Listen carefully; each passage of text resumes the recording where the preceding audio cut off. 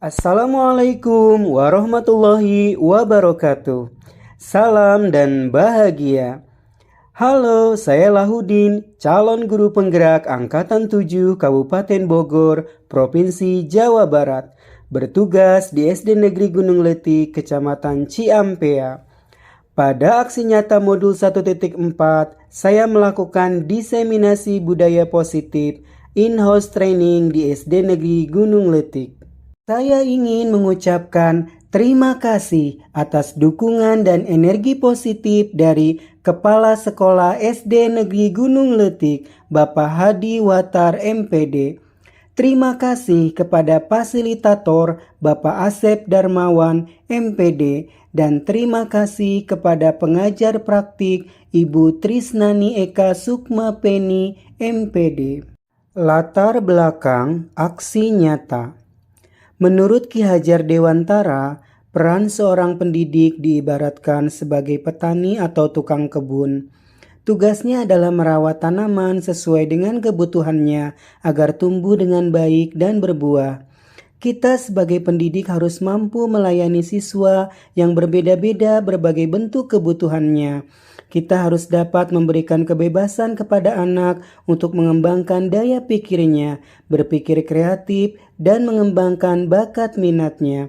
Namun bukan berarti kebebasan mutlak, melainkan membutuhkan bimbingan dan arahan guru agar anak tidak kehilangan jalan dan membahayakan diri mereka sendiri. Membangun karakter anak dapat dicapai melalui disiplin positif. Hukuman atau hadiah telah lama dianggap sebagai bentuk disiplin belajar bagi siswa, tetapi itu hanya sementara karena motivasinya bersifat eksternal. Cara yang tepat menanamkan budaya positif di sekolah dengan menerapkan restitusi bagi siswa yang melakukan pelanggaran. Melalui pemulihan, siswa dapat mengenali kesalahan mereka dan menemukan cara untuk mengatasinya secara mandiri, memungkinkan siswa untuk kembali ke kelompoknya dengan karakter yang lebih kuat. Budaya positif merupakan implementasi dari nilai-nilai kebajikan yang diyakini dan kemudian disepakati bersama. Pada ekosistem sekolah, budaya positif dapat ditumbuhkan dengan mengacu pada konsep filosofi pendidikan Ki Hajar Dewantara. Untuk membangun budaya positif, sekolah perlu menyediakan lingkungan positif, aman, dan nyaman agar murid-murid mampu berpikir, bertindak, dan mencipta dengan merdeka, mandiri, dan bertanggung jawab. Tujuan aksi nyata dengan mengkodifikasi keyakinan kelas bersama siswa diharapkan akan memberikan kesadaran untuk menjalankan keyakinan kelas tersebut sehingga tercipta disiplin positif di sekolah. Adanya disiplin yang positif akan membentuk karakter yang baik dan menciptakan kemampuan belajar mandiri siswa. Tolak ukur kriteria kegiatan ini adalah siswa berperilaku baik, siswa merasa nyaman berada di lingkungan sekolah, siswa memiliki rasa tanggung jawab dan kesadaran yang tinggi untuk beramal, dan siswa mampu memenuhi dan mentaati komitmen yang telah disepakati kedua belah pihak. Lini masa tindakan yang dilakukan. Pada minggu pertama, saya berkoordinasi dengan kepala sekolah terkait rencana tindakan yang akan dilakukan. Pada minggu kedua, saya menyusun keyakinan kelas dengan melibatkan semua murid. Pada minggu ketiga, saya melakukan observasi dan pemantauan terkait keterlaksanaan kesepakatan kelas yang telah dibuat dan ditetapkan. Dan tepat pada minggu keempat, saya melakukan diseminasi atau berbagi praktik baik terkait pemahaman dan pengalaman penerapan budaya positif. Assalamualaikum warahmatullahi wabarakatuh.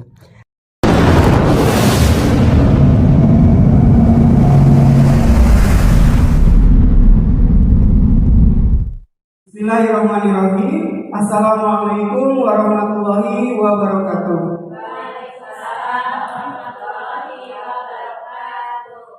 Selamat pagi Bapak Ibu Guru SD Negeri Gunung Leti. Terima kasih pada pagi ini kita bisa berjumpa bersama dalam rangkaian acara diseminasi budaya positif, dan ini merupakan in-house training di SD Negeri Gunung Leti. Saya perkenalkan diri sebagai Lahudi, calon guru penggerak angkatan 7 Kabupaten Bogor, Provinsi Jawa Barat. Bertugas di sini di SD Negeri Gunung Leti, Kecamatan Ciampea. Terima kasih saya ucapkan atas semua dukungan dan partisipasi Bapak Ibu dalam rangka pemenuhan tugas saya sebagai calon guru penggerak.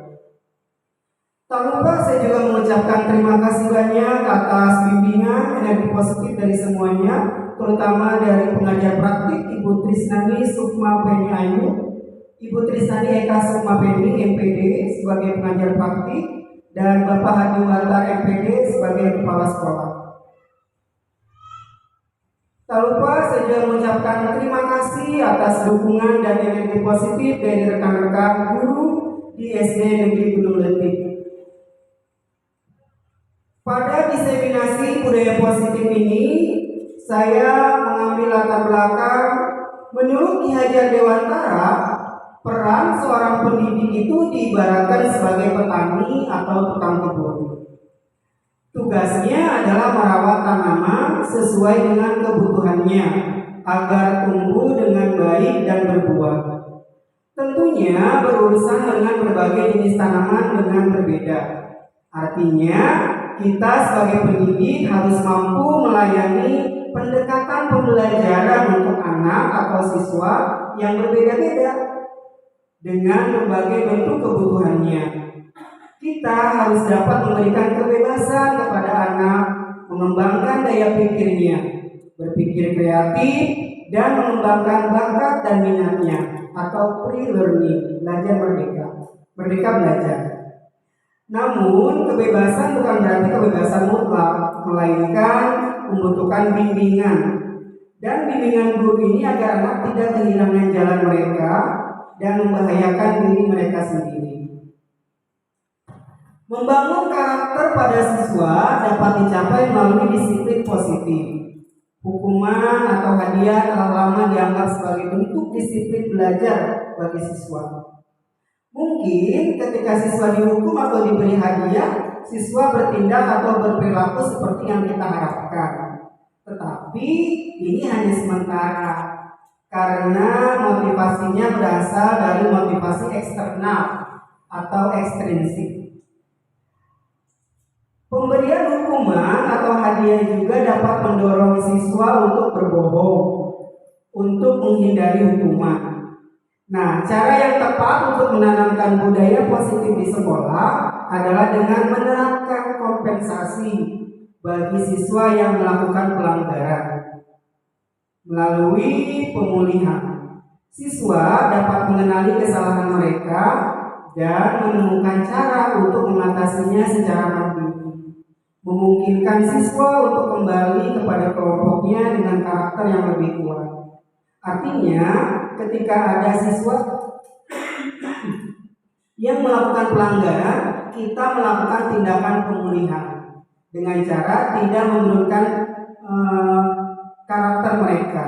Kita mengatasinya secara mandiri dengan memungkinkan siswa kembali kepada kelompoknya dengan karakter yang lebih kuat. Artinya kita nanti menggunakan restitusi.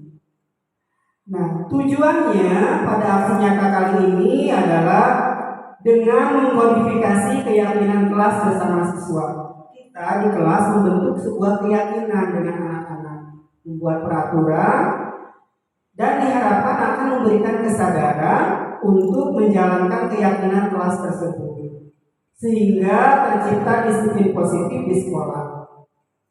Adanya disiplin yang positif tentu akan membentuk karakter yang baik, dan menciptakan kemampuan belajar mandiri siswa.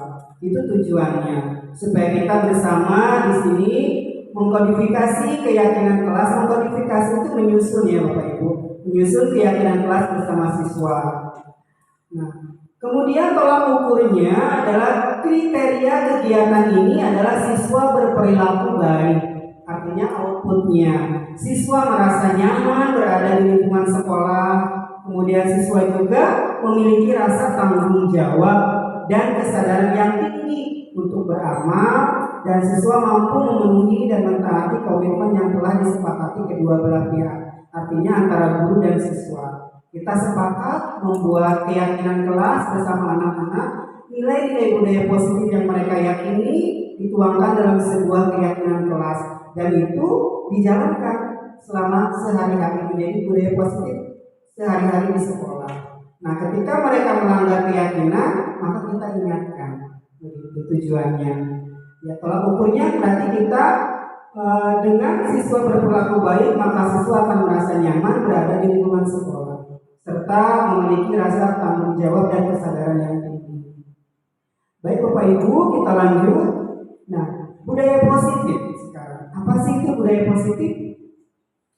Budaya positif ini merupakan implementasi dari nilai-nilai kebajikan yang diyakini dan disepakati bersama antara kedua belah pihak, baik guru dan siswa. Pada ekosistem sekolah, budaya positif dapat ditumbuhkan dengan mengacu pada konsep filosofi KHD, ya, filosofi pendidikan Ki Hajar Dewantara atau KHD dikenal ya. Untuk membangun budaya positif ini, maka sekolah perlu menyediakan lingkungan positif, aman dan nyaman, agar murid-murid mampu berpikir, bertindak, dan mencipta dengan merdeka, mandiri, dan bertanggung jawab. Nah, itu yang kita harapkan dari budaya positif yang kita bangun di sekolah, agar anak-anak itu merasa aman dan nyaman di lingkungan yang positif. Mereka juga mampu untuk berpikir, bertindak, dan mencipta dengan merdeka, dengan mandiri dan bertanggung jawab. Tentu tugas kita bersama ya Bapak Ibu ya, sebagai seorang pendidik, kita bersama membangun karakter anak. Nah, budaya positif di sekolah ini meliputi ada 6 aspek. Yang pertama, perubahan paradigma stimulus respon.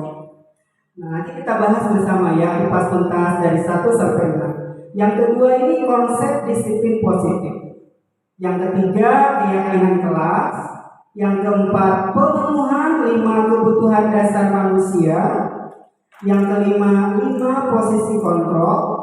Dan yang keenam, segitiga restitusi.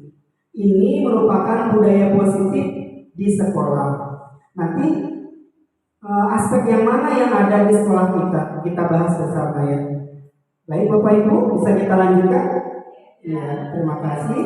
Nah, budaya positif di sekolah. Budaya positif ini kita bangun dari budaya positif 3M. Mulai dari diri sendiri, mulai dari hal yang kecil, dan mulai saat ini. Kemudian budaya positif dan lingkungan yang positif membentuk keyakinan kelas, sehingga menjadi sebuah kebulatan peraturan di kelas. Ini adalah peta konsep membangun budaya positif. Nah, budaya positif yang ada di SD Negeri Gunung Leti yang telah saya pelajari selama ini, pertama saya melihat ada budaya salam. Budaya salam di mana siswa mengucapkan salam saat bertemu bapak atau ibu guru di sekolah. Betul ya Bapak Ibu ya? Nah, kita sudah ada budaya salam, budaya positif di sekolah kita. Dan yang kedua, budaya berdoa, di mana anak-anak berdoa sebelum dan sesudah belajar, dan itu sudah kita sepakati bersama anak-anak menjadi sebuah budaya positif di sekolah. Kemudian yang ketiga, budaya positif yang ada di SD kita adalah budaya antri, di mana anak berbaris sebelum masuk ruang kelas. Nah, ini merupakan sebuah budaya positif penanaman nilai-nilai karakter di sana. Jadi saling menghargai, tidak melewati satu sama lain, dan belajar antri. Itu budaya positif. Nah, jika ini mulai hilang, kita mulai biasakan kembali sebagai budaya positif yang harus kita pertahankan. Kemudian yang keempat, di sekolah kita ada budaya kebersihan, di mana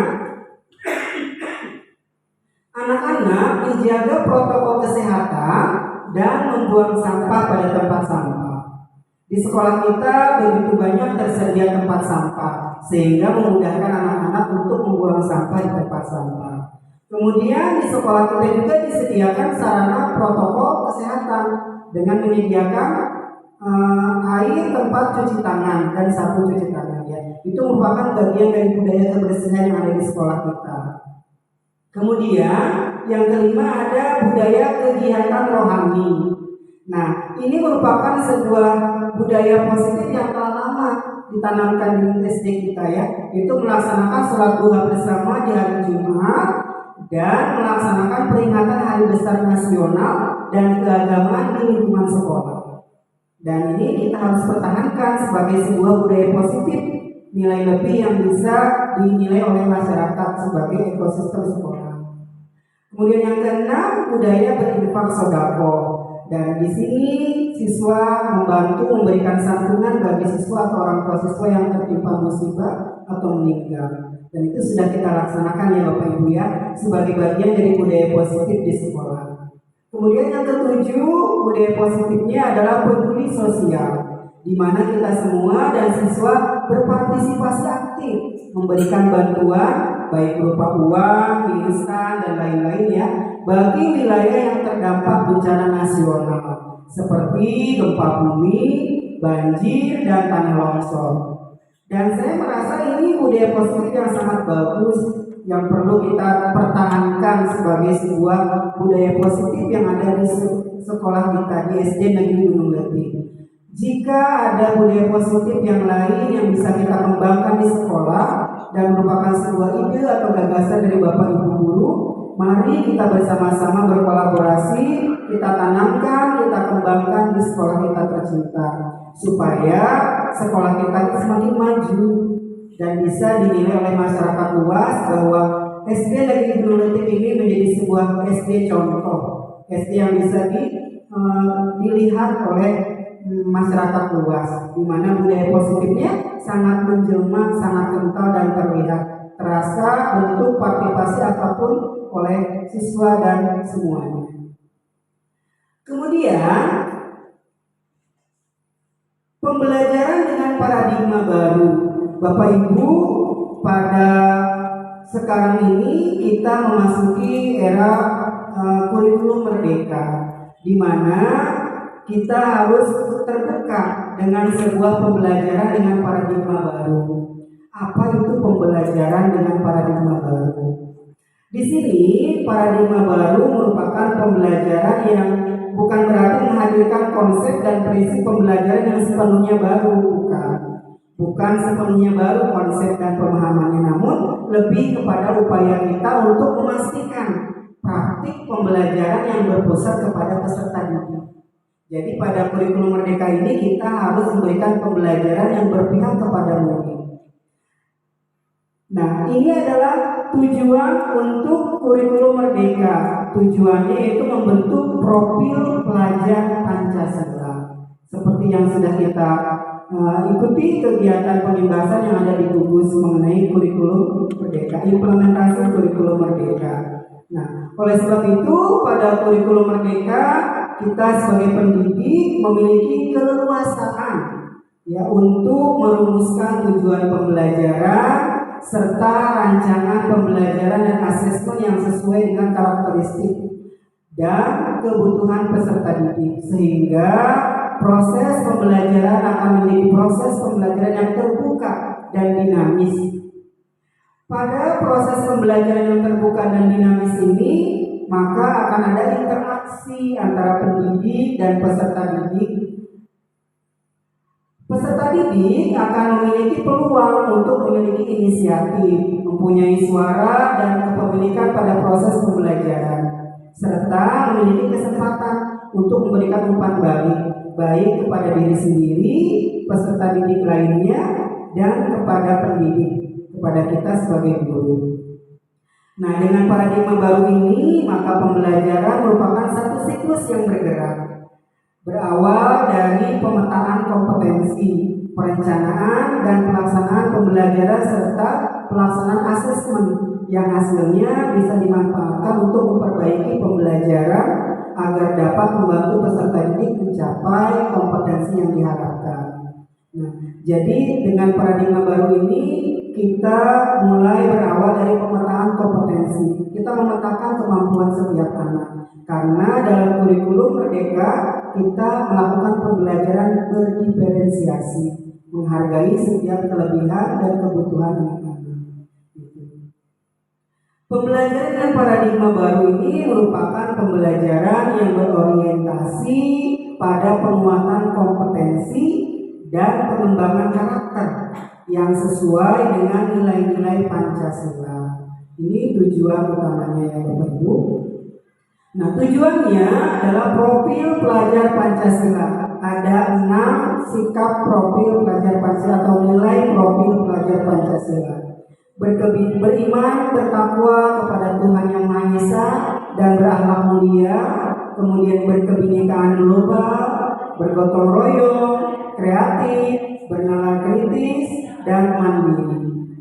Beriman, bertakwa kepada Tuhan Yang Maha Esa berarti akhlak beragama. Kita membentuk akhlak pribadi siswa, kemudian akhlak kepada manusia, akhlak kepada alam, dan akhlak bernegara. Nah, itu anak memahami bagaimana akhlak beragama, akhlak berpribadi, akhlak kepada manusia.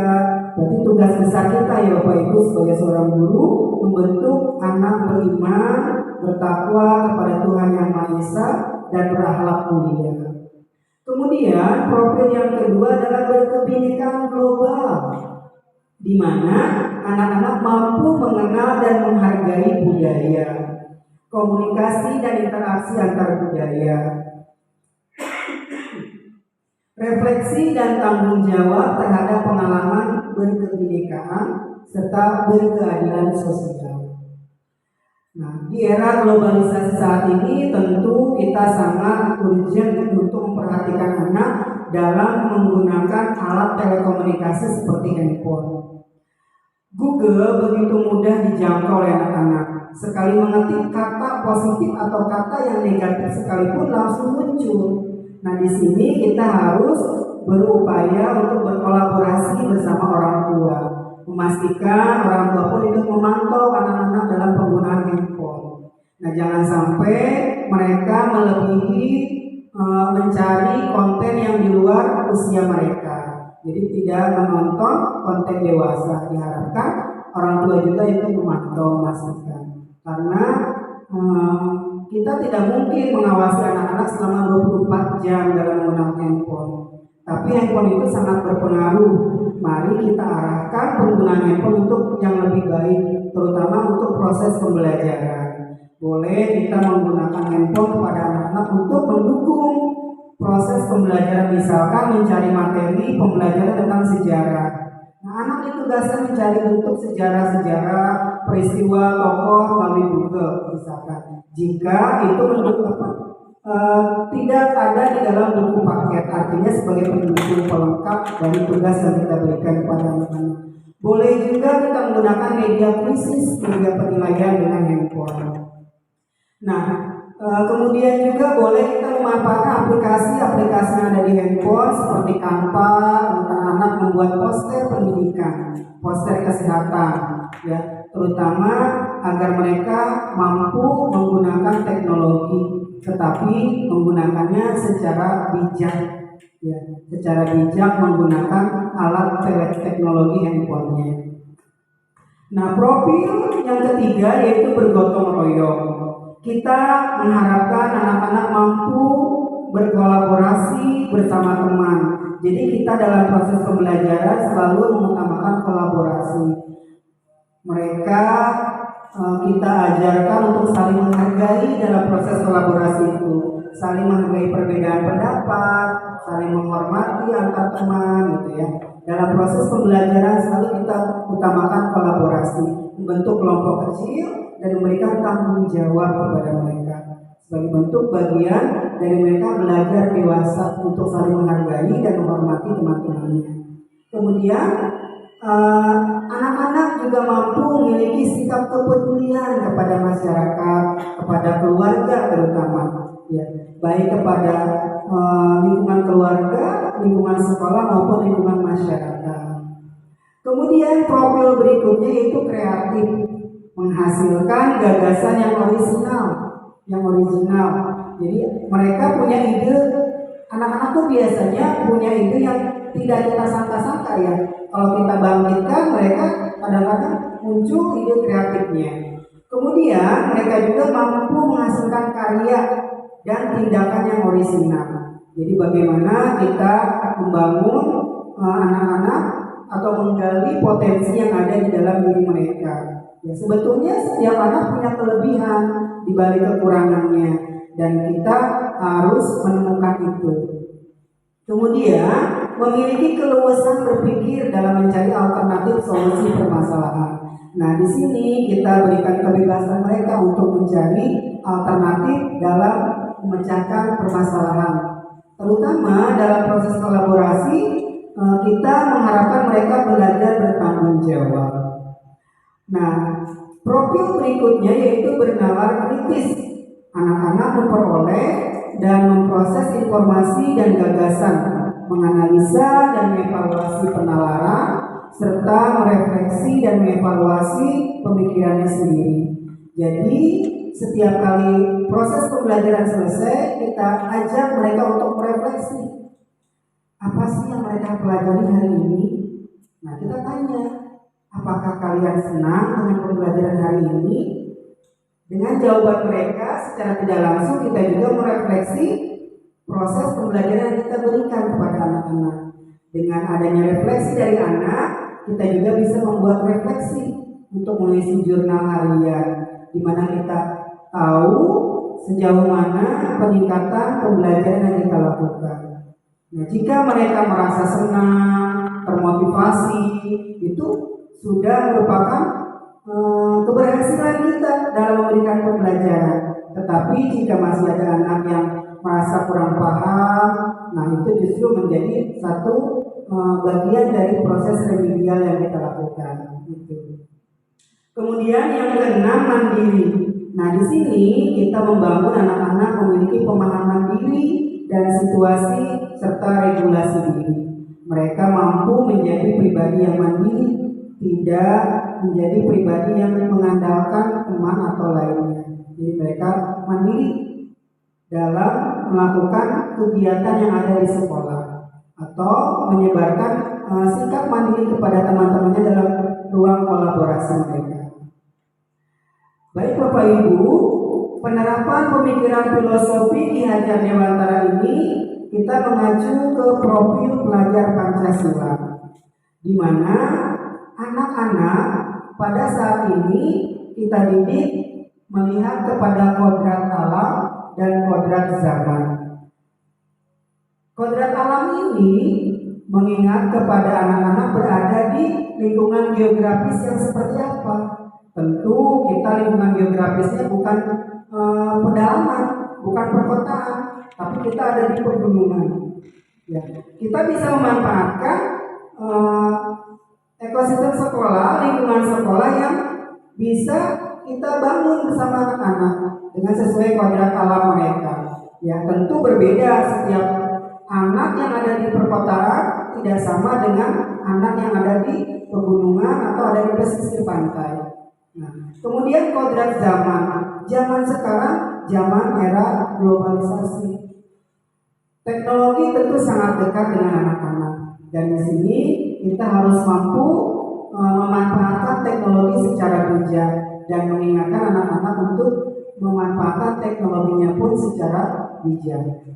Dan trilogi pendidikan ini mengacu kepada asas yang dipaparkan oleh Ki Hajar Dewantara.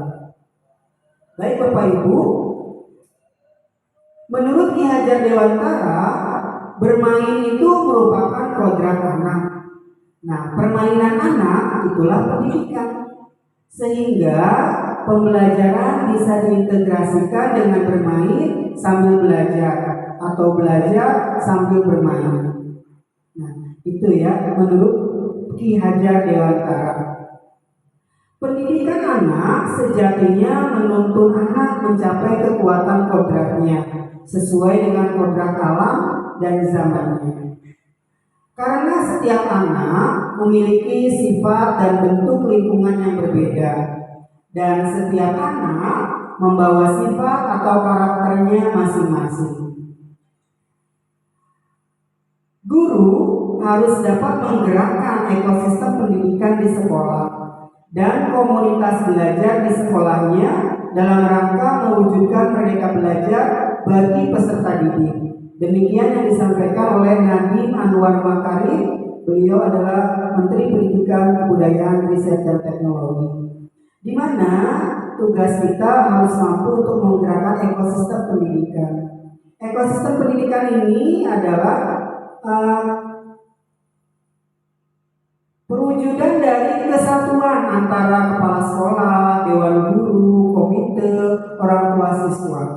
Nah, di sini kita berarti diperlukan sebuah kolaborasi antara orang tua, terus siswa, guru, tenaga kependidikan, kepala sekolah, dan tokoh-tokoh masyarakat lainnya. Itu sebagai sebuah ekosistem pendidikan. Terlebih kepada stakeholder, ya para pengawas, ya pembina.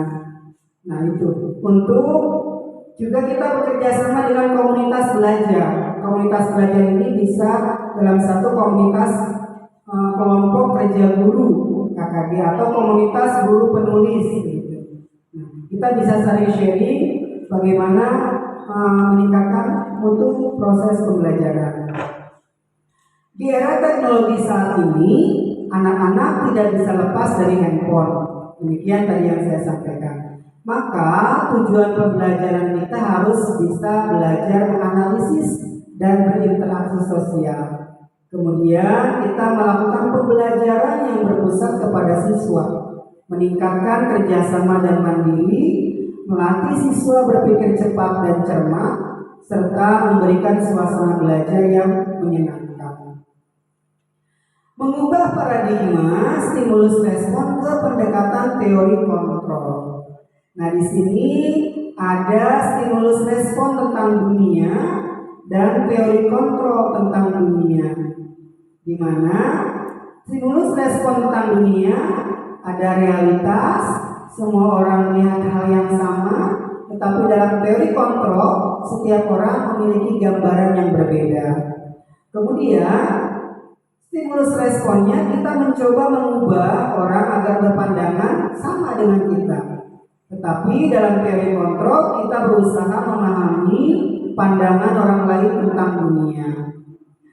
Perilaku buruk dilihat sebagai suatu kesalahan dalam stimulus respon. Tetapi dalam teori kontrol semua perilaku memiliki tujuan. Kemudian dalam stimulus respon orang lain bisa mengontrol saya, tetapi dalam teori kontrol hanya Anda yang bisa mengontrol diri Anda sendiri. Nah, dalam stimulus respon saya bisa mengontrol orang lain, pemahamannya seperti itu. Tetapi dalam teori kontrol pendekatannya adalah anak tidak bisa mengontrol orang lain. Kemudian pemaksaan ada pada saat bujukan atau gagal, keadaan gagal. Tetapi dalam teori kontrol kita mengutamakan kolaborasi dan konsensus menciptakan pilihan-pilihan baru. Jadi tidak monoton dengan mempermasalahkan kegagalan, tetapi kita harus berkolaborasi menciptakan konsensus pilihan-pilihan yang baru. Kemudian pada stimulus respon model berpikir menang atau kalah, pemikirannya seperti itu. Tapi dalam teori kontrol model berpikir menang dan menang. Sekali ketika kita gagal, kita harus menciptakan pilihan baru untuk kemudian menang. Nah, orang bijak berkata, Semua orang berpikir untuk mengubah dunia, tetapi tidak ada yang berpikir untuk mengubah dirinya sendiri. Maka, jika kita menginginkan perubahan, merubah diri itulah yang menjadi kunci utama perubahan dunia. Pepatah mengatakan, perjalanan 1000 mil dimulai dengan satu langkah. Maka, sebagai calon guru penggerak, kita harus teruslah bergerak dan menggerakkan komunitas sekolah, berkolaborasi, membentuk ekosistem melalui Merdeka Belajar. Semoga menjadi sebuah keinginan untuk Bapak dan Ibu guru juga untuk nanti ikut dalam proses pendidikan calon guru penggerak setelah saya ya. Nah, konsep disiplin positif dan motivasi. Kita lanjut ya Bapak Ibu. Lanjut. Disiplin positif adalah proses pembelajaran. Disiplin positif merupakan pendekatan mendidik anak untuk melakukan kontrol diri dan pembentukan kepercayaan diri. Disiplin berbeda sama sekali dengan hukuman. Meskipun disiplin sering diterapkan dengan menggunakan teknik hukuman, tapi di sini disiplin berbeda dengan hukuman. Meskipun dalam penerapannya kita menggunakan teknik hukuman. Nah, ada 3 motivasi perilaku manusia. Menurut tokoh Diana Gosling dalam bukunya Restructuring School Discipline menyatakan ada 3 alasan motivasi perilaku manusia. Yang pertama, motivasinya adalah untuk menghindari ketidaknyamanan atau hukuman. Ini adalah tingkat terendah dari motivasi perilaku manusia. Biasanya orang yang motivasi perilakunya untuk menghindari hukuman atau ketidaknyamanan akan bertanya, apa yang akan terjadi apabila saya tidak melakukannya? Sebenarnya mereka sedang menghindari permasalahan yang mungkin muncul dan berpengaruh pada mereka secara fisik, psikologis maupun tidak terpenuhinya kebutuhan mereka bila mereka tidak melakukan tindakan tersebut. Kemudian yang kedua, untuk mendapatkan imbalan atau penghargaan diri orang lain. Ini motivasi perilaku manusia yang kedua. Dia untuk mendapatkan imbalan atau penghargaan dari orang lain motivasinya. Satu tingkat di atas motivasi yang pertama. Di sini orang berperilaku demikian untuk mendapatkan imbalan atau penghargaan dari orang lain. Orang dengan motivasi ini akan bertanya, apa yang akan saya dapatkan apabila saya melakukannya? Mereka melakukan sebuah tindakan untuk mendapatkan pujian dari orang lain yang menurut mereka penting dan mereka letakkan dalam dunia berkualitas mereka. Mereka juga melakukan sesuatu untuk mendapatkan hadiah, pengakuan, atau imbalan. Motivasi perilaku manusia yang ketiga yaitu untuk menjadi orang yang mereka inginkan dan menghargai diri sendiri dengan nilai-nilai yang mereka percaya. Orang dengan motivasi ini akan bertanya, akan menjadi orang yang seperti apa apabila saya melakukannya? Mereka melakukan sesuatu karena nilai-nilai yang mereka yakini dan hargai, dan mereka melakukannya karena mereka ingin menjadi orang yang melakukan nilai-nilai yang mereka yakini tersebut. Jadi jika Bapak Ibu meyakini sebuah keyakinan yang baik, kemudian Ibu terapkan dalam sebuah motivasi perilaku sehari-hari, dan ini merupakan motivasi yang bagus. Ini adalah motivasi yang akan membuat seseorang memiliki disiplin yang positif, karena motivasi berperilakunya bersifat internal, bukan eksternal. Jadi berasal dari dalam diri sendiri, ya. Bukan berasal karena dari dorongan orang lain atau motivasi eksternal. Keyakinan kelas merupakan disiplin positif yang bisa kita terapkan dalam membangun budaya positif di sekolah. Adanya keyakinan kelas di setiap kelas, maka diharapkan dapat mewujudkan tujuan pendidikan, yang berorientasi kepada profil pelajar Pancasila. Dengan kesepakatan kelas, maka akan menumbuhkan budaya positif, menumbuhkan peserta didik, melakukan pembiasaan positif baik di kelas ataupun di sekolah. Menumbuhkan sikap tanggung jawab pada diri peserta didik atas pemilihan aspirasi idenya melalui kesepakatan kelas, serta menumbuhkan rasa saling menghargai diri sendiri dan orang lain. Ini merupakan bentuk keyakinan kelas yang merupakan sebagai bentuk disiplin positif yang bisa kita terapkan dalam membangun budaya positif kita di sekolah. Nah, baik Bapak Ibu, kita lanjut kepada pemenuhan 5 kebutuhan dasar manusia. Kita sebagai manusia memiliki 5 kebutuhan dasar sesuai yang kita pelajari dalam buku Motivation and Personality dan Psikologi Humanistik. Ini karya Abraham Maslow.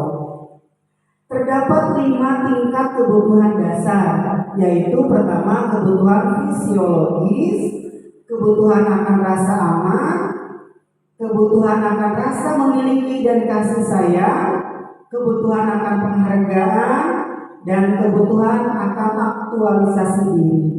Jadi ada 5 kebutuhan dasar. Kita kupas satu persatu ya Bapak Ibu. Pertama, kebutuhan fisiologi. Kebutuhan fisiologi ini merupakan kebutuhan paling dasar manusia. Di antara kebutuhan fisiologi berupa makan, minum, pakaian, dan tempat tidur, atau biasa dikelompokkan dengan istilah sandang, pangan, papan. Pemenuhan akan kebutuhan fisiologi ini berdampak pada rasa puas di dalam diri, gitu ya. Ini kebutuhan fisiologi kita sebagai kebutuhan paling dasar yang kita biasa kenal dengan kebutuhan sandang, pangan, dan papan. Kemudian yang kedua, kita membutuhkan kebutuhan akan rasa aman. Untuk melangkah ke tingkat selanjutnya, seseorang individu harus memenuhi kebutuhan pada tingkat ini. Maslow menjelaskan bahwa kebutuhan akan rasa aman ini meliputi rasa aman secara fisik maupun emosional. Kebutuhan pada tingkat ini tergantung pada usia dari individu tersebut. Biasanya usia mempengaruhi pola pikir. Contohnya, seperti anak-anak yang lebih membutuhkan pendampingan orang tua karena tingkat kewaspadaan diri anak yang masih rendah. Nah, di sini maka emosi ya tergantung kepada kewaspadaan diri anak yang masih rendah. Itu bisa membutuhkan pendampingan orang tua.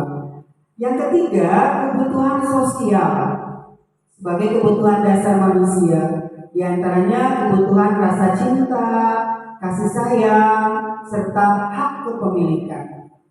Pada tingkat ini, setiap individu membutuhkan cinta, kasih sayang, dan hak untuk memiliki sesuatu.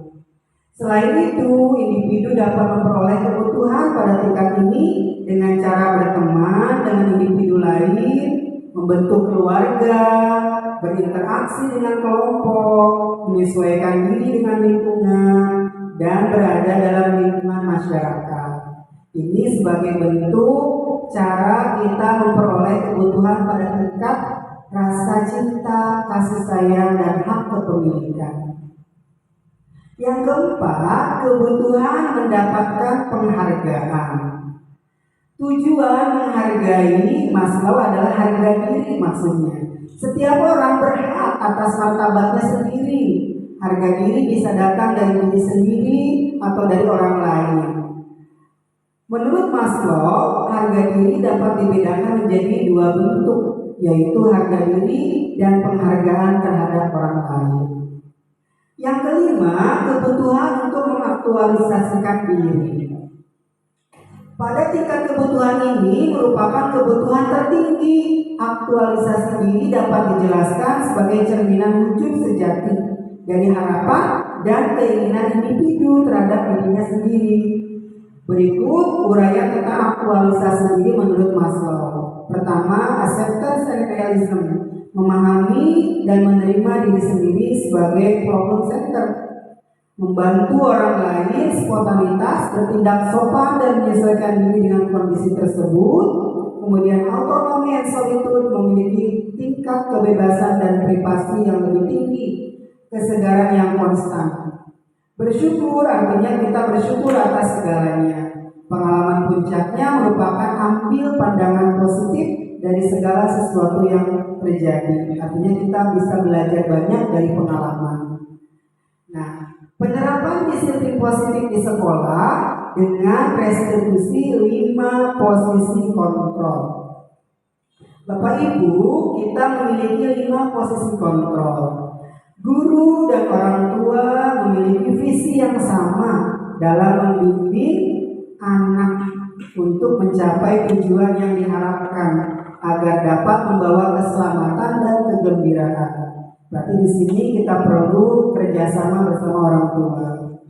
Dalam perjalanan mengarungi kehidupan rumah dan sekolah, ada beberapa ketidaksesuaian antara harapan guru dan orang tua dengan perilaku yang ditunjukkan oleh anak yang terlihat pada pelanggaran kepercayaan umum sebelumnya. Jadi kita bersama orang tua memiliki visi yang sama untuk membimbing anak mencapai tujuan yang diharapkan agar mereka membawa keselamatan dan kegembiraan. Nah, salah satu bentuk budaya positif yang dapat diterapkan dan dikembangkan di sekolah adalah menerapkan disiplin positif. Disiplin positif merupakan disiplin tanpa ancaman atau tanpa hukuman. Menerapkan disiplin positif dapat meningkatkan motivasi intrinsik dan kesadaran siswa dalam membentuk karakter positif.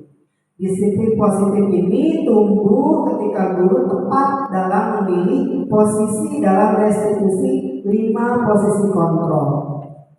Kita harus tepat memilih 5 posisi kontrol. Disiplin positif baru-baru ini menjadi sebuah praktik baik di dunia pendidikan, terutama di sekolah yang dirasakan memberikan dampak positif bagi murid di sekolah.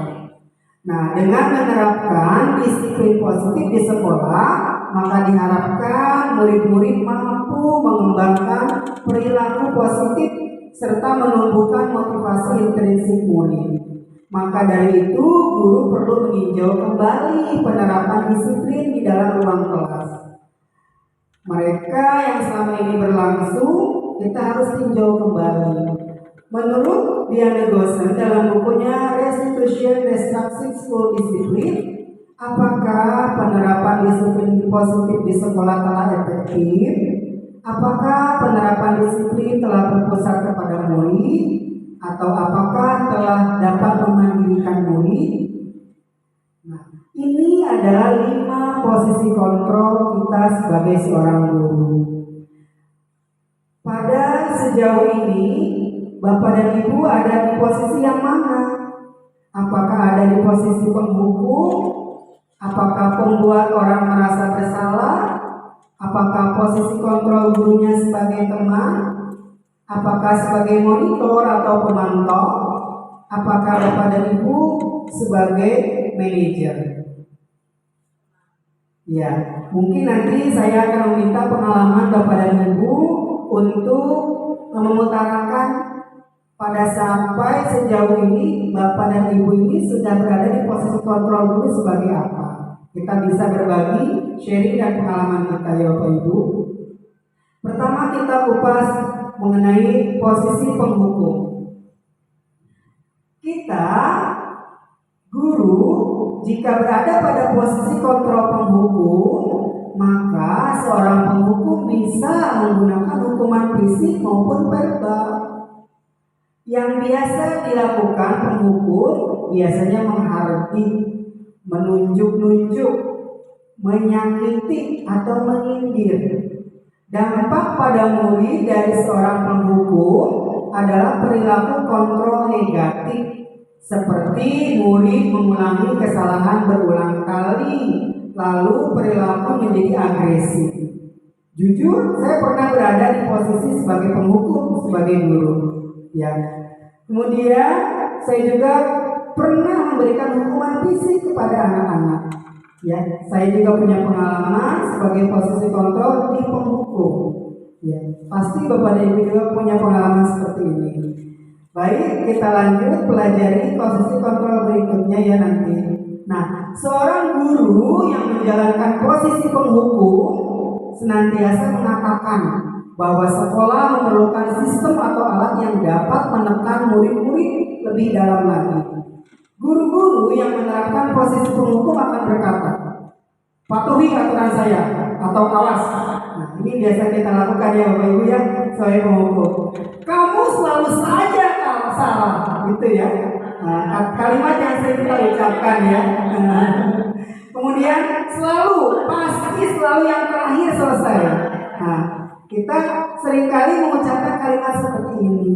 Nah, di sini di dalam kurikulum mereka ternyata kita dibahas posisi kontrol kita. Nah, guru yang seperti ini senantiasa percaya hanya ada satu cara agar pembelajaran bisa berhasil, yaitu cara sebagai penghukum, ya. Jujur, saya juga pernah berada di posisi penghukum ini ya Bapak Ibu ya.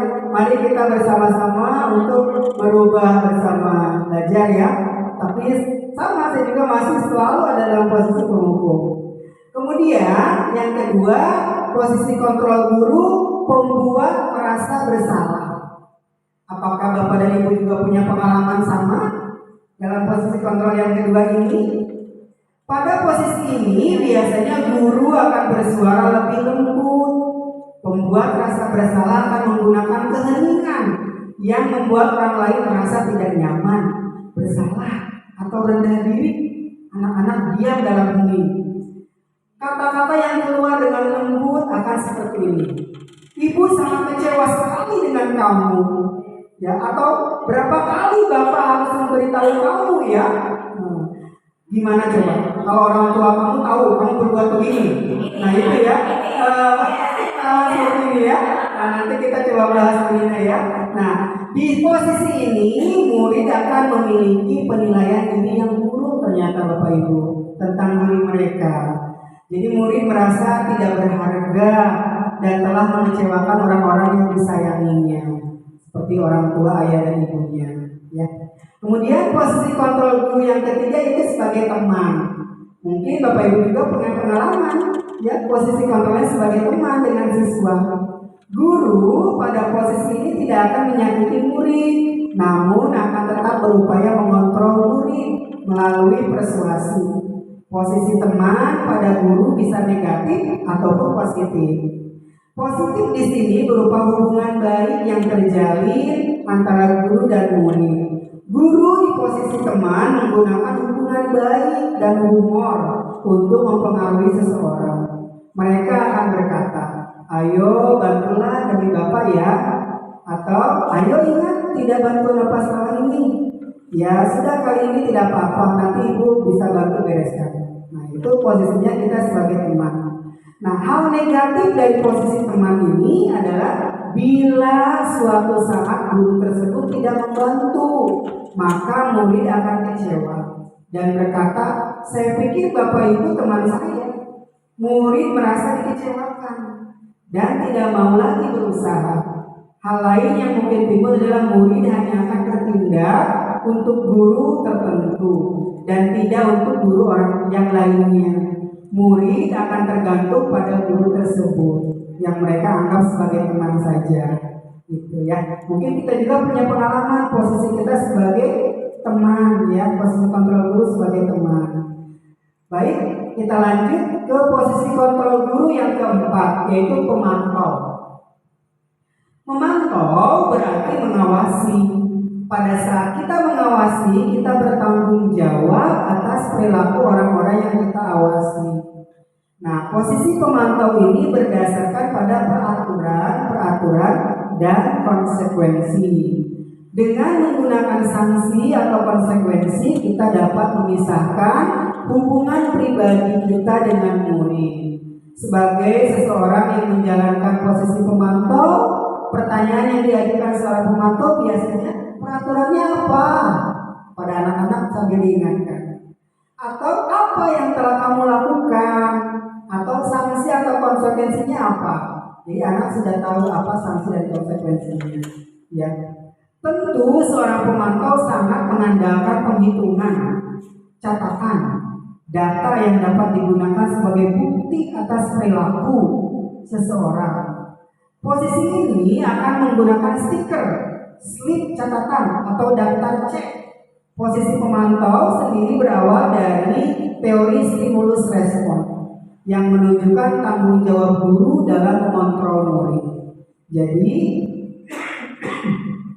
kita dalam posisi pemantau itu kita punya catatan selama pemantauan kita, baik berupa slip catatan ataupun daftar cek yang bisa kita jadikan rujukan atau bukti atas perilaku siswa.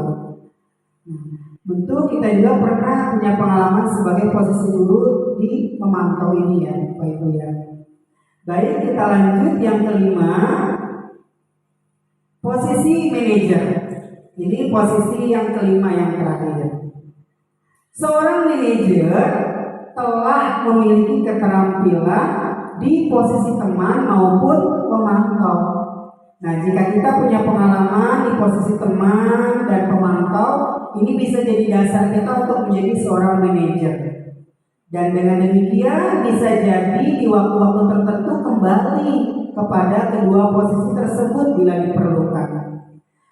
Guru pada posisi manajer biasanya posisi di mana guru berbuat sesuatu bersama dengan murid, mempersilahkan murid mempertanggungjawabkan perilakunya, mendukung murid agar dapat menemukan solusi atas permasalahannya sendiri.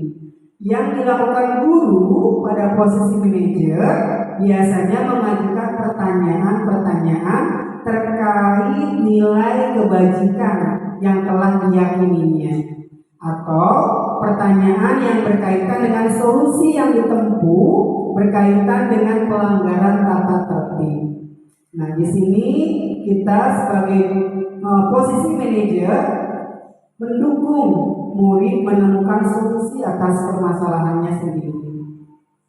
Dari kelima posisi kontrol tersebut, apabila kita menginginkan murid-murid kita ke depannya menjadi manusia yang merdeka, mandiri dan bertanggung jawab, dan tumbuh motivasi intrinsik dalam diri mereka, maka kita perlu menerapkan restitusi yang dapat mengarahkan dan menjadikan murid kita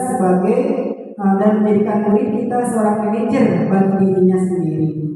Di dalam posisi kontrol manajer, murid oleh guru diajak mengevaluasi diri, bagaimana menjadi diri yang lebih baik, menganalisis kebutuhan dirinya dan menganalisis kebutuhan orang lain. Di sini penekanan bukan pada kemampuan memberikan konsekuensi kepada murid, tetapi guru dapat berkolaborasi dengan murid bagaimana memperbaiki kesalahan yang ada. Baik Bapak Ibu, dari 5 posisi kontrol ini, apakah ada yang mau sharing pengalamannya? Bapak dan Ibu pernah berada di posisi kontrol seperti apa? Boleh maju ke depan, menceritakan pengalamannya sebagai sharing saja. Boleh 2-3 menit sebagai sharing kita. Ada yang mau membagikan pengalamannya? Bu Novia? Ya, silakan.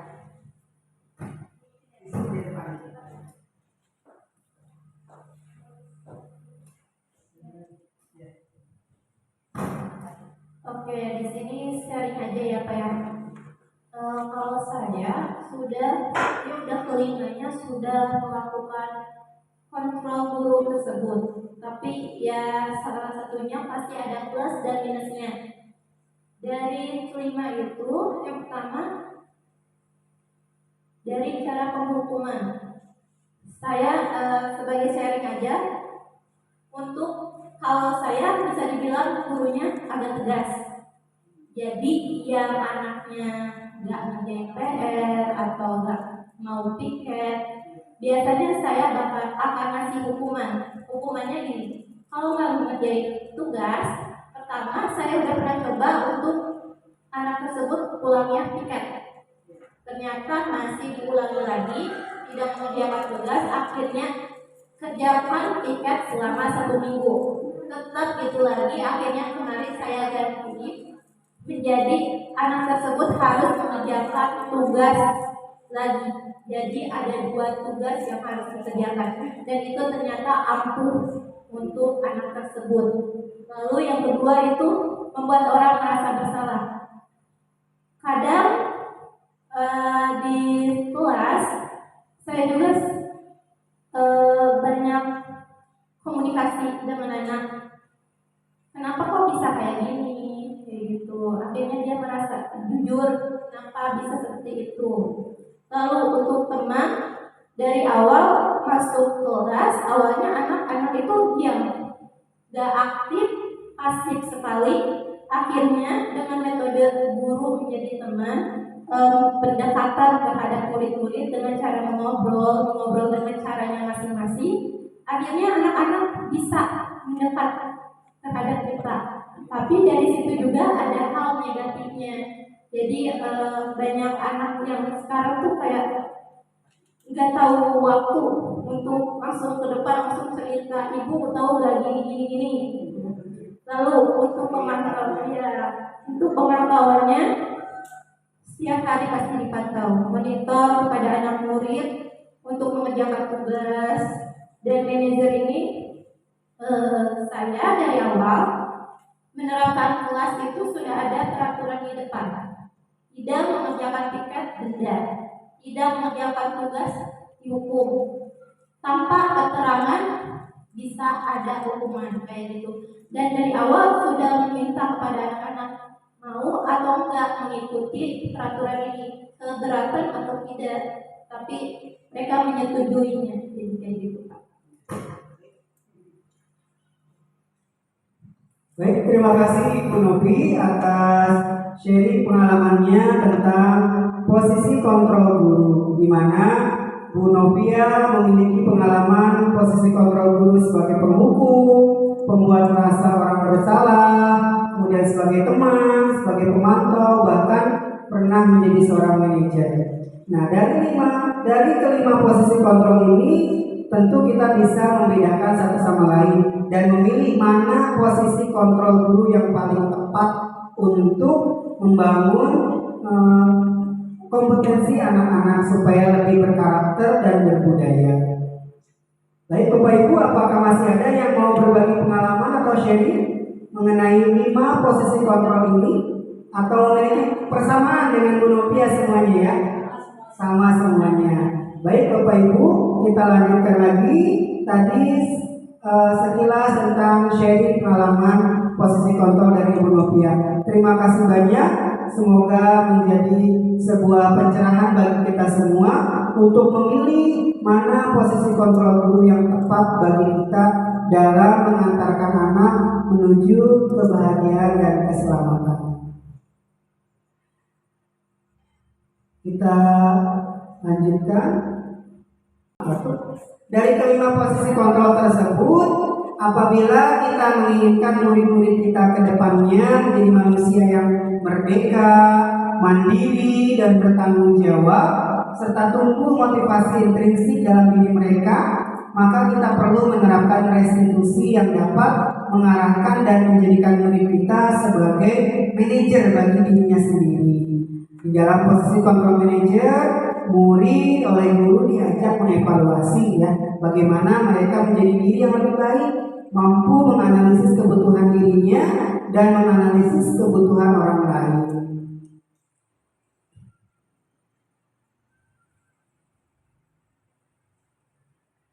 Di sini penekanannya bukan pada kemampuan memberikan konsekuensi kepada murid, tetapi guru dapat berkolaborasi dengan murid bagaimana memperbaiki kesalahan yang ada.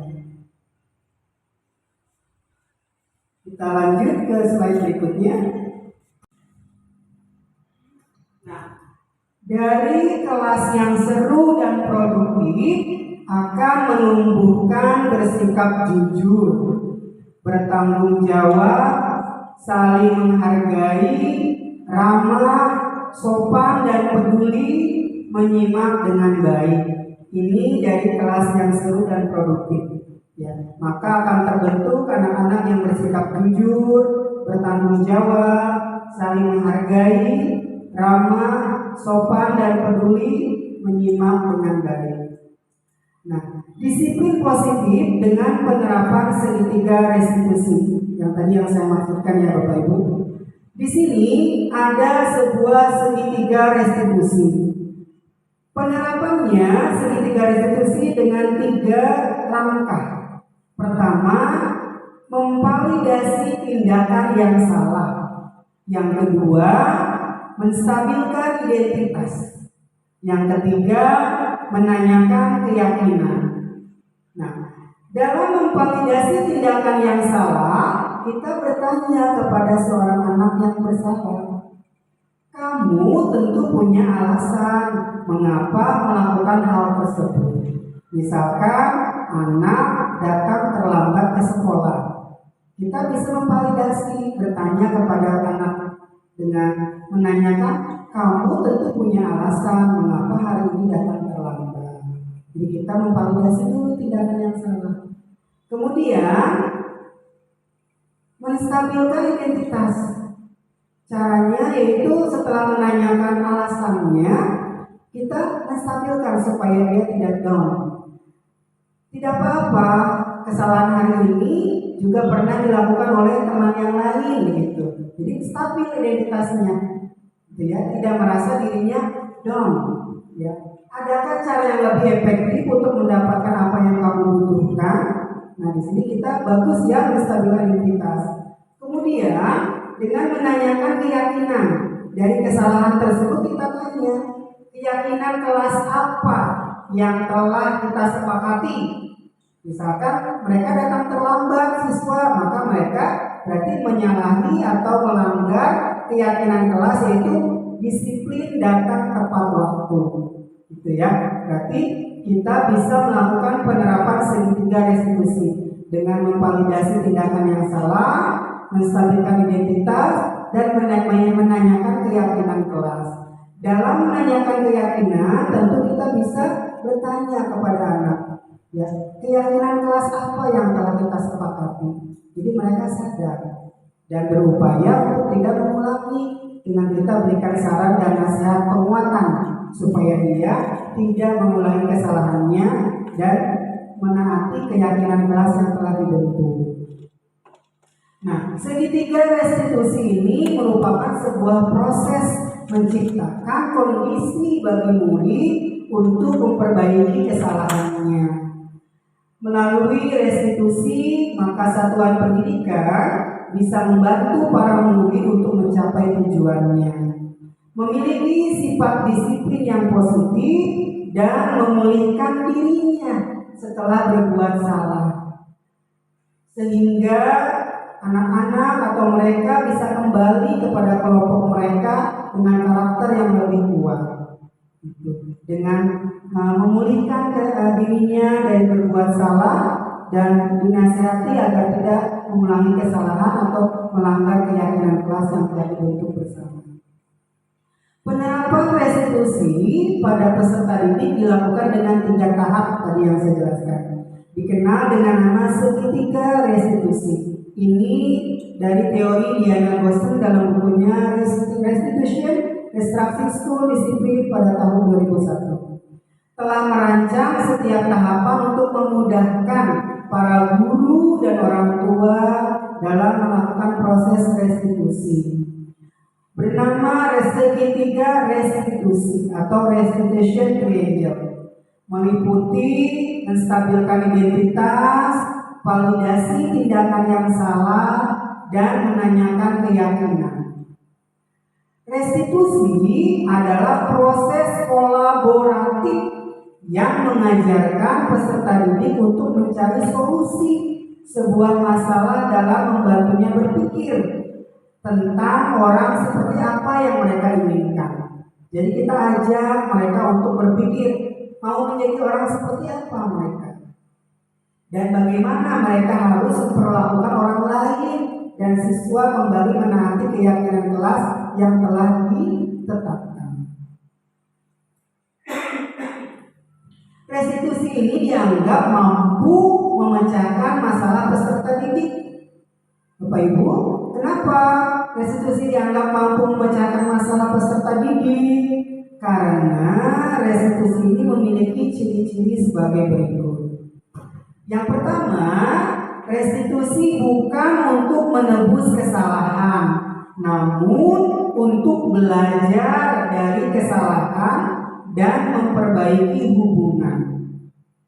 Yang kedua, restitusi adalah tawaran, bukan paksaan, menuntun anak untuk melihat ke dalam diri mereka sehingga memiliki motivasi internal dan menjadi pribadi bertanggung jawab. Yang ketiga, restitusi diri adalah cara yang paling baik, berfokus pada karakter dan solusi masalah, bukan tindakan, sehingga bisa mengembalikan murid yang berbuat salah pada komunitasnya. Ketika peserta didik berbuat kesalahan, maka guru dapat membimbing mereka dengan melakukan evaluasi diri tentang bagaimana cara untuk memperbaiki kesalahan, sehingga mereka dapat kembali kepada komunitas dengan pribadi yang lebih bertanggung jawab. Salah contoh ya Bapak Ibu, misalkan salah seorang siswa kelas 6 datang terlambat ke sekolah. Dalam keyakinan kelas 6 ada salah satu nilai kebajikan yang telah disepakati dan diyakini semua siswa kelas 6, yaitu komitmen, yang artinya bahwa semua siswa sepakat dan meyakini harus memegang teguh komitmen dan menjalankannya dengan penuh tanggung jawab. Jika ada siswa yang datang terlambat, maka siswa tersebut telah melanggar nilai kebajikan yang telah disepakati dan menjadi keyakinan kelas. Sebagai seorang pendidik, maka saya harus mengambil tindakan segitiga restitusi. Begitu. Jadi, jika ada yang terlambat, maka itu sudah melanggar keyakinan kelas yang sudah disepakati. Salah satu nilai kebajikannya yaitu komitmen. Dalam penerapan segitiga restitusi, maka seorang pendidik berperan sebagai manajer, melakukan pemecahan masalah, lebih ditekankan pada cara membangun komunikasi yang efektif antara guru dengan peserta didik yang memiliki masalah. Jadi kita membangun komunikasi yang efektif Bapak Ibu. Jika menemukan anak yang bermasalah, maka kita harus mengambil posisi kontrol sebagai manajer. Komunikasi dapat terbangun baik jika maksud komunikasi tersampaikan dengan baik. Nah, baik Bapak Ibu, kita lanjut kepada visi, pengertian visi. Di sini saya akan memaparkan visi sekolah kita. Namun kita harus mengetahui dulu pengertian visi. Visi merupakan imajinasi kita tentang pikiran dan harapan yang ingin kita wujudkan di masa depan. Tentu berkaitan dengan sekolah kita yang ingin kita wujudkan di masa depan. Visi tentu bukan hanya sekedar tulisan tanpa dipahami maknanya. Untuk menginternalisasi visi pada setiap warga sekolah, maka visi perlu disosialisasikan secara berkala. Tanpa pemahaman terhadap visi, maka kegiatan yang dijalankan tentu tidak akan terarah. Baik Bapak Ibu, evaluasi visi sekolah.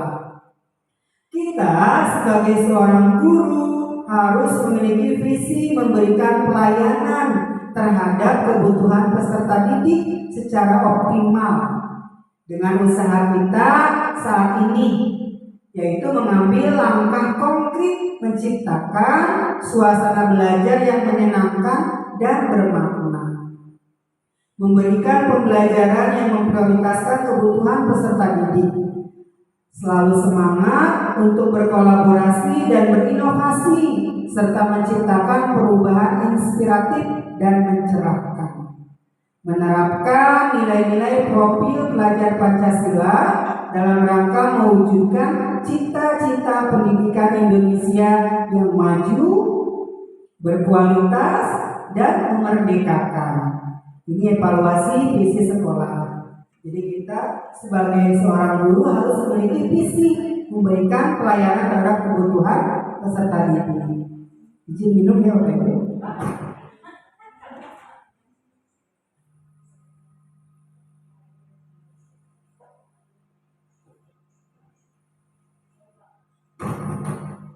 Baik, kita lanjut. Dalam visi evaluasi visi sekolah, kita harus memberikan pembelajaran yang memprioritaskan kebutuhan peserta didik, serta selalu semangat untuk berkolaborasi dan berinovasi, serta menciptakan perubahan inspiratif dan mencerahkan. Kita menerapkan nilai-nilai profil pelajar Pancasila dalam rangka mewujudkan cita-cita pendidikan Indonesia yang maju, berkualitas, dan memerdekakan. Kita tahu visi SD Negeri Gunung Letik, pasti Bapak Ibu sudah membaca atau sudah tahu karena kita sebagai perumus tim kurikulum. Terwujudnya sekolah yang dapat memberikan pelayanan terhadap kebutuhan peserta didik secara optimal, berprestasi, disiplin, berdasarkan iman dan takwa. Sudah hafal ya Bapak Ibu semuanya ya, ini visi SD Negeri Gunung Letik. Kita sebagai guru tahu visi SD kita, terwujudnya sekolah yang dapat memberikan pelayanan terhadap kebutuhan peserta didik secara optimal. Ini sudah sesuai dengan kurikulum Merdeka. Kita memberikan pelayanan terhadap kebutuhan peserta didik secara optimal, berprestasi, terbukti dari rangkaian prestasi yang kita dapatkan dalam setiap kali perlombaan, baik O2SN ataupun FLS2N. Nah, disiplin, tentu kita juga punya budaya positif di sekolah, yaitu disiplin berdasarkan iman dan takwa tadi, bagian dari beberapa nilai budaya positif yang sudah ada di sekolah kita. Baik Bapak Ibu, ini visi SD Negeri Gunung Letik, SD kita tercinta. Nah, visi SD Negeri Gunung Letik ini memilih visi untuk tujuan jangka pendek, menengah, dan jangka panjang dalam mencapai tujuan sekolah dan mencerminkan profil serta cita-cita sekolah. Yang pertama, kita berorientasi ke depan dengan memperhatikan potensi kekinian anak-anak. Ya. Kedua, sesuai dengan norma dan harapan masyarakat. Tentu prestasi yang dicapai pun yang diinginkan oleh orang tua siswa. Dan kita telah berkolaborasi bersama orang tua siswa dan komite sekolah. Yang ketiga, tentu kita ingin mencapai keunggulan sebagai sekolah yang unggul yang diperhitungkan di Kecamatan Ciampea. 4. Mendorong semangat dan komitmen seluruh warga sekolah, baik guru, siswa, kepala sekolah, staf pendidikan, dan orang tua siswa. Kita bekerja sama dengan komite sekolah untuk semangat mencapai keunggulan, serta mendorong adanya perubahan yang lebih baik lagi di sekolah kita tercinta. Kemudian, SD Negeri Gunung Letik juga mempunyai misi. Selain visi ada misi. Untuk mencapai visi, maka sekolah memiliki misi. Misi sekolah SD Gunung Letik, 1. Menyatukan kebulatan tekad dan kerjasama dari semua warga sekolah, orang tua, siswa, dan komite sekolah. Yang kedua, kita meningkatkan profesionalisme serta keterampilan guru dalam menggunakan strategi pembelajaran.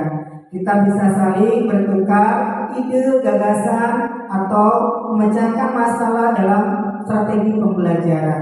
Setiap bapak dan ibu pasti punya formula terbaik dalam melaksanakan strategi pembelajaran di kelasnya masing-masing. Saya percaya itu. Mendorong dan membantu siswa mengenai cara belajar yang benar serta memanfaatkan waktu dengan baik. Yang keempat, melengkapi dan menyempurnakan sarana dan prasarana serta media belajar sesuai dengan perkembangan iptek. Tentu kita bersama harus bisa melengkapi dan menyempurnakan sarana dan prasarana serta media belajar sesuai dengan perkembangan iptek. Yang kelima, meningkatkan kualitas dan kuantitas kegiatan ekstrakurikuler untuk pengembangan diri. Di sekolah kita juga sudah ada kegiatan ekstrakurikuler ya, agar kemampuan anak meningkat baik kualitas maupun kuantitasnya untuk pengembangan diri mereka. Sudah ada pramuka, futsal, sepak bola ya, olahraga. Nah, yang keenam, mewujudkan kehidupan yang kondusif dari semua warga sekolah, patuh dan taat terhadap aturan atau hukum, mewujudkan kesejahteraan personal sekolah agar menjadi relatif lebih baik. Yang kedelapan, menjunjung tinggi nilai-nilai musyawarah demi keutuhan sekolah. Setiap kali dalam berkala, baik semester maupun tahunan, kita sering bermusyawarah ya, untuk menjunjung tinggi nilai-nilai musyawarah yang kita lakukan bersama orang tua siswa dan mendampingi komite sekolah. Kemudian yang kesembilan, kita berupaya menumbuhkan pengetahuan dan pengalaman ajaran agama akhlakul karimah yang berwawasan iptek sehingga menjadi daya pikat di masyarakat. Ya, tentu ini untuk kemajuan ya, keunggulan SD Negeri Gunung Lepi. Nah, dari sini saya mempunyai sekolah impian, ya, di mana sekolah impian saya ini saya kira sangat ideal sekali, tapi mungkin ini jauh butuh waktu yang sangat lama, mungkin 10 tahun ataupun 20 tahun ketika kita ingin mempunyai sekolah seperti impian kita.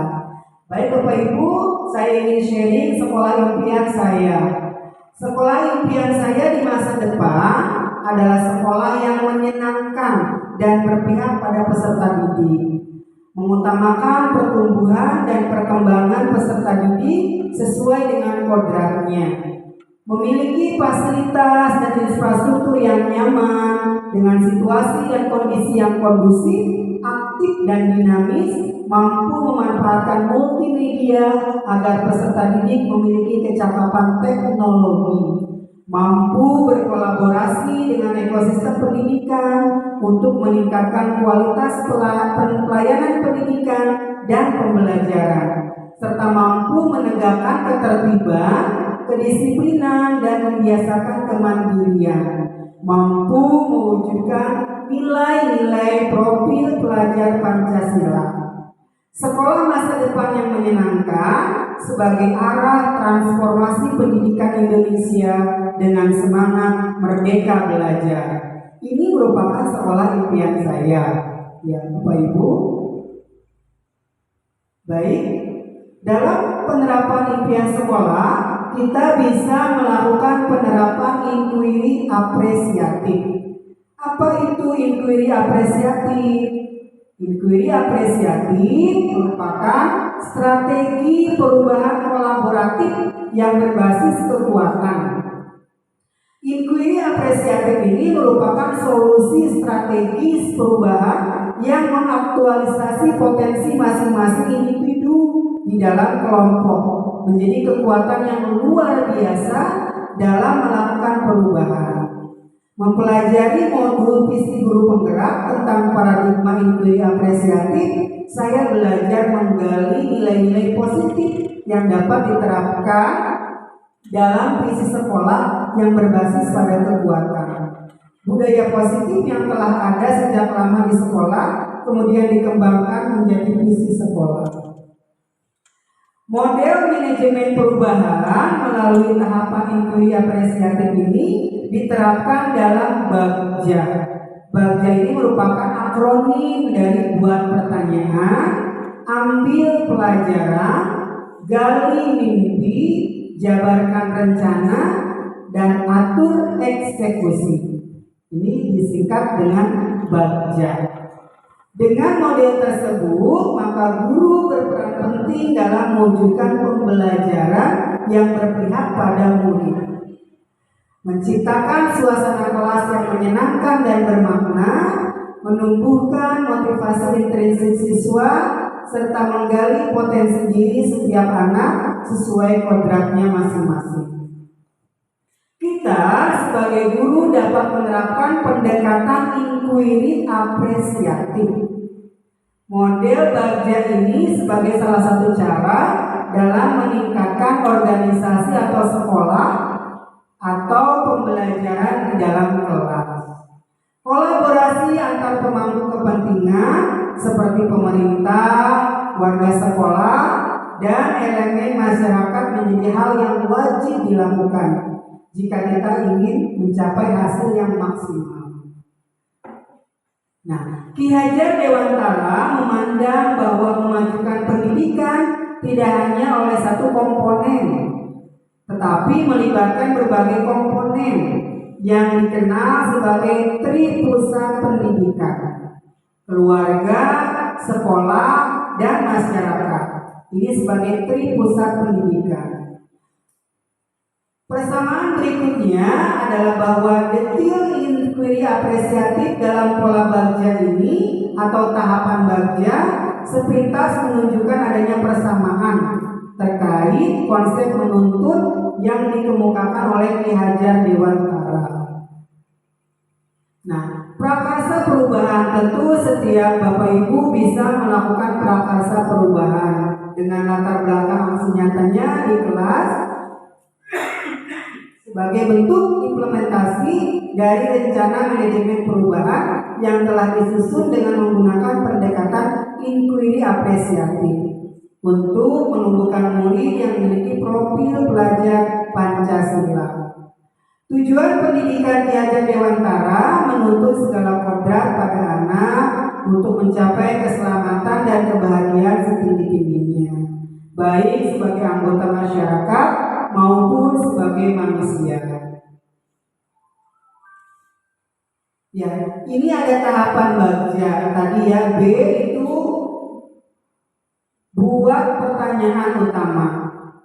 Di sini dalam tahapan Bagja akronim B, prakarsa perubahan misalkan saya memilih terwujudnya peserta didik yang mampu memanfaatkan teknologi secara bijak sebagai media pembelajaran. Nah, pertanyaan yang saya ajukan adalah apakah yang harus saya lakukan untuk mewujudkan peserta didik yang mampu memanfaatkan teknologi secara bijak?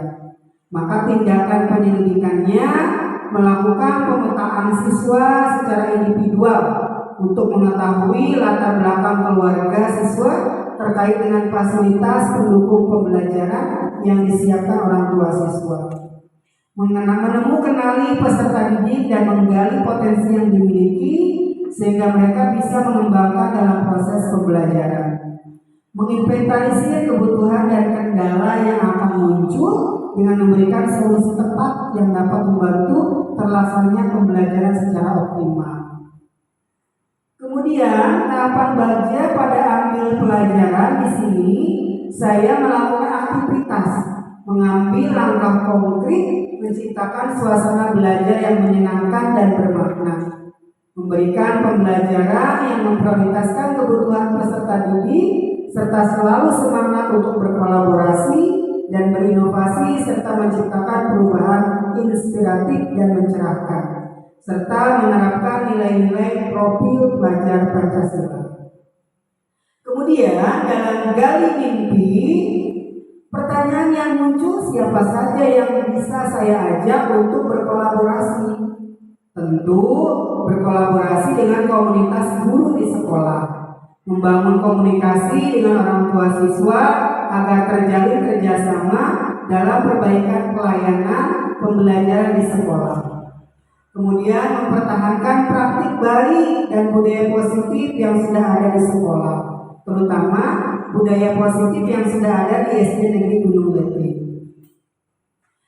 Dalam J, jabarkan rencana, tahapan Bagja berikutnya itu kita bisa bersama murid mewujudkan impian pembelajaran yang menyenangkan dengan pembelajaran yang dilengkapi alat peraga edukatif yang dibuat sendiri dari bahan sederhana.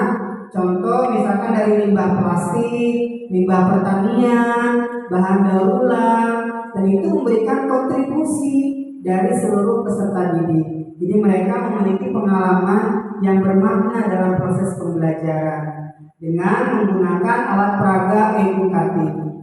Nah, dalam pertanyaannya saya bertanya tindakan konkret apa yang sederhana yang bisa saya lakukan. Kemudian bagaimana kita mempertahankan perubahan positif yang telah dicapai. Untuk mempertahankannya tentu kita berbagi praktik baik, memberikan umpan balik, dan memfasilitasi proses refleksi dan rencana tindak lanjut. Meningkatkan kepemimpinan murid dalam literasi berdiferensiasi di kelas secara komunal di sekolah. Nah, mungkin itu cara kita untuk mempertahankan perubahan positif yang telah dicapai. Bapak Ibu, saya memimpikan di sekolah kita ini ada sebuah komunitas yang berdekatan dengan literasi. Mungkin nanti kita mencoba membuat komunitas kado manis. Kado manis itu komunitas anak mendongeng, membaca dan menulis. Jadi kita gerakan anak dari kelas 4, kelas 5, ya 3, 4 dan 5. Saya ingin ada kado manis. Komunitas anak pandai mendongeng, lancar membaca dan pandai menulis. Ya. Ini merupakan sebuah langkah kita mempersiapkan anak-anak dalam lomba FLS 2M gitu ya. Kemudian atur eksekusi. Nah, apa pertanyaan yang muncul dalam diri kita? Tentu siapa yang berperan dalam pengambilan keputusan? Di sini untuk mengatur eksekusi kan pasti kita harus berperan dalam mengambil keputusan.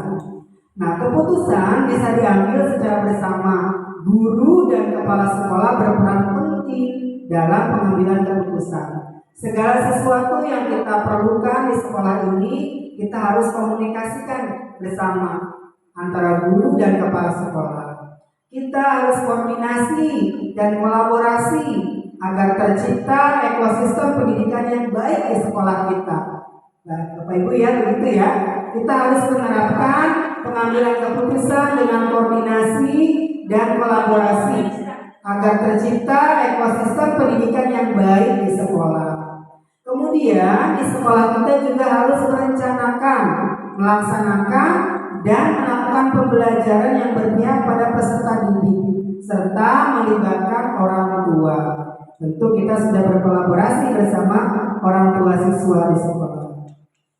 Nah, ada keterkaitan visi dengan nilai dan peran guru penggerak. Di sini keterkaitan visi sekolah kita ya Bapak Ibu.